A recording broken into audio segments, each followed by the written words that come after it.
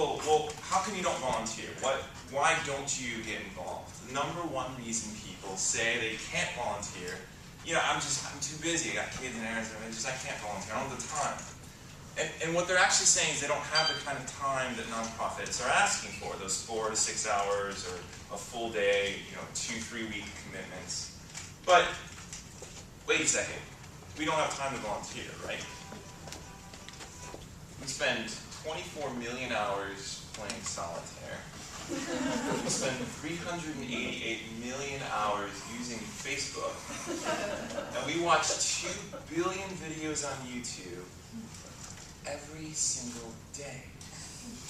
Every day. We don't have time to volunteer, right? But I got time to watch 2 billion YouTube videos every day. So we realized there was something missing here.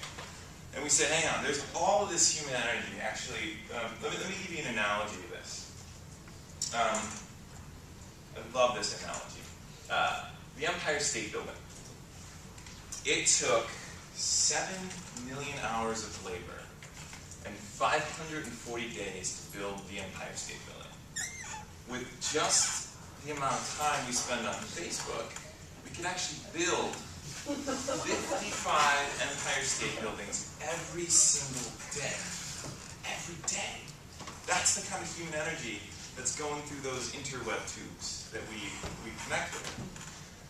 So Clay Shirky, I don't know if any of you read Shirky, he tells us there's actually 1 trillion hours of participatory value of progress, what he calls cognitive surplus, which is a fancy term for spare time. Okay, so this is what's going on every year. We got 1 trillion hours, and so our company, the Extraordinaries, was built on the premise of how can we use some of that spare time to help nonprofits increase capacity. And 2.5 years ago, we set out on this journey that we've been on to try and answer that question. And so, as I explained earlier, we thought about, if you imagine the concept of microfinance, where you have an entire new sector emerge around the notion of donating, you know, $50 or $100, and that small capital can be used if targeted and aggregated. We thought the same thing can happen with spare time. Barack Obama raised $500 million during the 2008 election, but 90% of it came online, and the average donation was $80.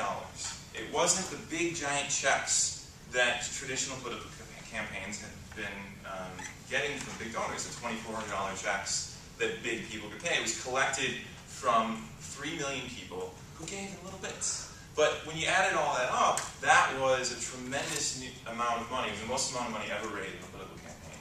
And it was able to be facilitated through the internet. So what that is called crowdsourcing, really, when you think about it. And crowdsourcing has been used a lot in the last few years, from CNN's iReports to Innocentive to iStock Photo.